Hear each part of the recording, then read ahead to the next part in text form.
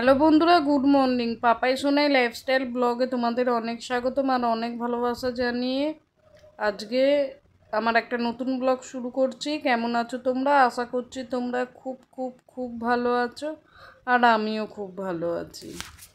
আজকে 28শে মে বুধবার আর সকালে উঠে দুদিন ধরে তোমাদের দাদা ভাই চাটা করছে। ওর হাতের 1 কাপ গরম গরম চা খেয়ে সোজা চলে এসেছি রান্নাঘরের কাজকর্ম করব। তাহলে চলো কাজকর্মগুলো করতে থাকি। আমার বন্ধুরা, জীবনটা আমাদের অনেক বড়। এই এত বড় জীবনে একা চলা সম্ভব নয়। ওই জন্য জীবনে চলার জন্য আমাদের পার্টনারের দরকার হয়। আমরা নিজেরা অথবা আমাদের বাবা মা দেখে শুনে কি আমরা নিজের ইচ্ছে বিয়ে করি।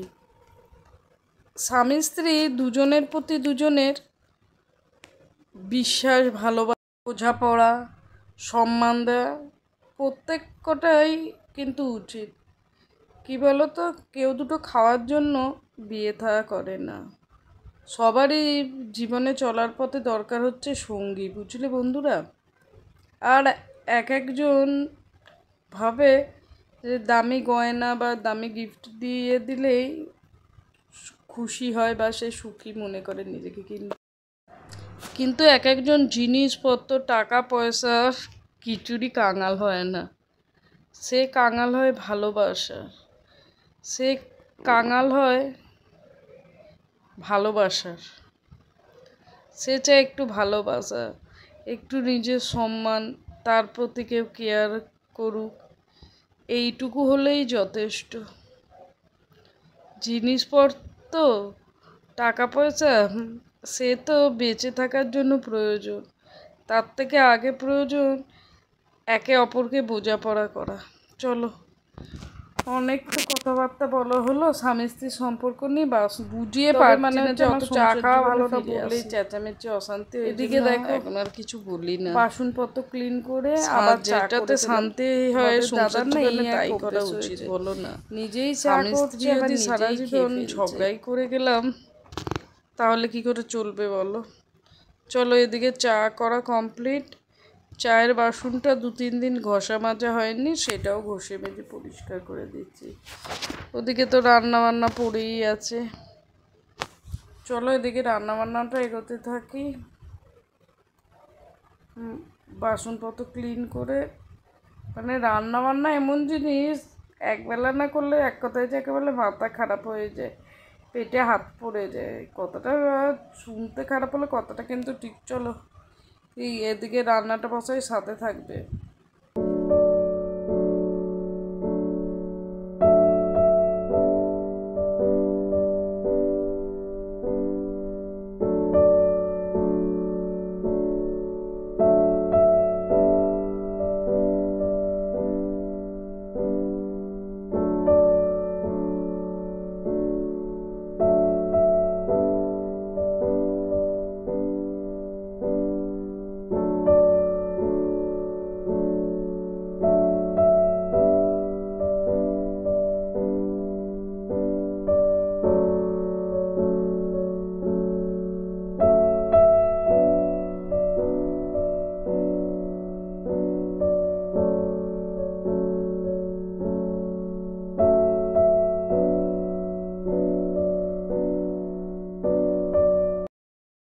দেখো বন্ধুরা, ভাতটার ডালটা বসিয়ে দিয়েছে আর ভাজা করবো। আর বাজারের অবস্থা খুব খারাপ, বাজার প্রায় শেষের অবস্থা। ওই জন্য মাথায় হাত। নিজেই দোকান বাজার করি তো, যে দোকান বাজার করে রান্না করার খেতে দেয় তার যে কী অবস্থা হয় সেই জানে। আর যেহেতু বাজার দোকানটা আমি করি, বাজার দোকান না থাকলে না যাকে বলে মাথা খারাপ হয়ে যায়। নিজেরকে নিয়ে অত চিন্তা করি না। কি বলো তো, একটা সংসার চালানো কিন্তু মুখের কথা নয়, সবার দ্বারা সম্ভব না, বলো না? এই যে সংসারটা আমার হাতে, আমার মনে হয় নিজে না খেয়ে মানুষগুলোর মুখে কতক্ষণে খাবার দেবো? যতক্ষণ না তাদের মুখে খাবার দেবো শান্তি নেই। যা জিনিসপত্র ছিল, বাচ্চা কোচা জিনিসপত্র দিয়ে আজকে রান্নাবান্নাটা কমপ্লিট করছি।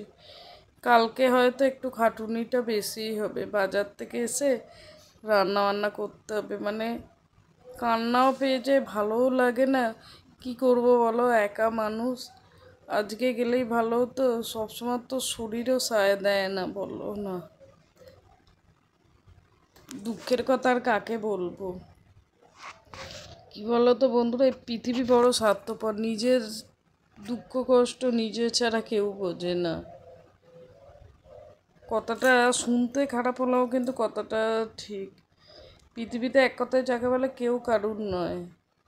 তোমার একান্ত দুঃখ কষ্টটা তোমার একান্ত নিজেরই। চলো এদিকে রান্না বান্নাটা এগোতে থাকি। মানে যে যখন কি বলো তো বন্ধুরা, বাজার থাকে, আমার রান্নার এনার্জি থেকে ফুল, আর বাজার দোকান ধরো বাড়ন্ত হয়ে আসে। বাজার তো করে নিলে তো সারা মাস বসে খাওয়া যাবে না, নিশ্চয়ই বাজার করার একটা লিমিট থাকে, 5 দিন 6 দিন 7 দিন, তারপর তো শেষ হয়ে যায়। তখন এক কথা যাকে বলে মানে ভাবি আবার বাজার যেতে হবে। তারপর বাজার না গেলে এদিকে রান্না বান্নাও হয় না, আর বাজার না থাকলে রান্নার এনার্জি থাকে না। আজকে গেলে খুব ভালো করতাম, মনে শরীরের কিছু সায় পেলাম না। কালকে যে আমার কি অবস্থা হবে আমি আজকেই নিজে বুঝতে পারছি। কি আর করা যাবে বলো। চলো এদিকে পেঁয়াজ আর শুকনো লঙ্কা ভেজে তুলে নিলাম, ঝাল ঝাল করে একটু আলু ভাতে মাখবো। আর কালকে তো গরম গরম রান্না করে খেয়েছিলাম, রোজ হয় না, এক একদিন ইচ্ছে করলে করি। আমি চেষ্টা করি কি বলো তো, রান্নাবান্নারটা ইয়ে স্নানের আগে করে নেওয়া, কারণ বাড়িতে বাচ্চা কাচ্চা আছে, বয়স্ক লোক আছে না, একটু সকাল সকাল রান্না করলে না সুবিধে হয়। আমরা তো বড় মানুষ বলো না, কিন্তু বাড়িতে বাচ্চা আর বয়স্ক লোক আছে না, এ ওদের তো মানে সকালে আমরা টিফিনে ধরো একটু জল বিস্কুট কিনে নিলাম, আমি কোনো দিন পাতলা চা, আমি নিজের কথা, আমরা মানে কি তোমরা আবার ভেবো না সবার কথা, আমি কিন্তু নিজের কথাই বলছি। কোন দিন দুটো বিস্কুটকে কাজের চাপে না সকালের টিফিনটা ঠিক করে ওঠে হয় না। কোন দিন দুটো বিস্কুট জল খেয়ে নিলাম, কোন দিন এই ছাতু খেয়ে নিলাম, এই সব দিয়েই আমার সকালের টিফিনটা করি। কিন্তু বাকি সবাই তো তা দিয়ে করে না, ওই জন্য সকাল সকাল রান্না ছেড়ে দিই। এক একদিন ব্যতীত হয়ে যায় যে একটু বেলায় করি, কিন্তু বেশিরভাগ দিন সবার জন্যই করি, নিজের চিন্তা আর করি না। জানো তো বন্ধুরা, দেখবে ঘরামির ঘর চাঁদা সেই অবস্থা হয়েছে আমার। আমি কিন্তু রান্নাবান্না করে সবাইকে নির্দিষ্ট সময় টিফিন থেকে শুরু করে সব দিই, কিন্তু না এমনি সময় খাওয়া দাওয়া করি, সকালের টিফিনটাই না কোনো কারণে মিস হয়ে যায়। কী বলতো, নাকে মুখে কাজ করে, এই ধরো রান্নাবান্না করা, সমস্ত কাজ আছে তো, ঘর ঝাড় দেওয়া, ঘর মোছা, সাবান কাচা, এইসব করতে করতে না নিজে খেতে ইচ্ছে করে না জানো। দেখবে প্রচণ্ড পরিশ্রম যখন হয়ে যায় না, খাবার ইচ্ছাটা থাকে না সত্যিকারে। তাই তাও তো গরমের ছুটি পড়েছে, 2 দিন পর আবার স্কুলটা খুলে যাবে, দু ছেলের স্কুল, তখন একটু চাপটা হয়ে যাবে। আর কি করাবে, এই হচ্ছে সংসার জীবন, বলো না বন্ধুরা। সংসার জীবনে বিয়ে কষ্ট করতে হবে, বিয়ে থা করে সংসার করেছি, সন্তানদের মুখের দিকে তাকিয়ে তো কষ্টটা করতেই হবে, বলো না।